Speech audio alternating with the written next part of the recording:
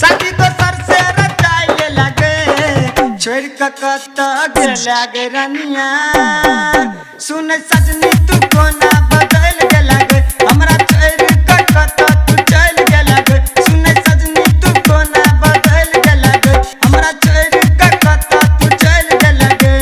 प्यार केला हमरा से सजनी सुनै ना ध्यान से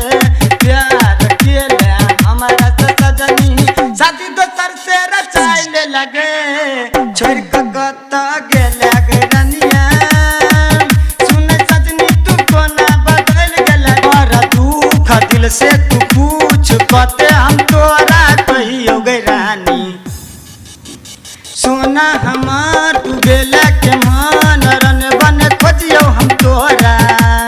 हमारा दुख दिल से तू पूछ कते हम तोरा गे कहियो गे रनिया सुन गे सोना भूल जबे कोना लक तू दिल गे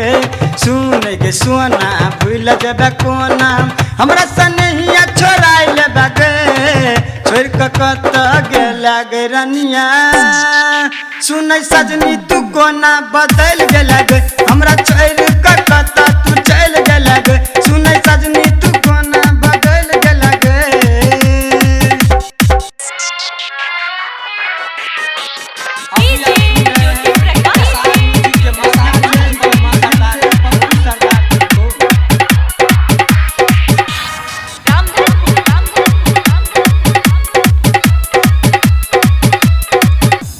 पप्पू सरकार कहे बार बार मिलबो ने तोरा दोबारा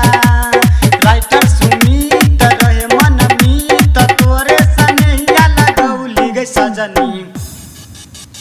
पप्पू सरदार कहे बार बार मिलबो ने तोरा दोबारा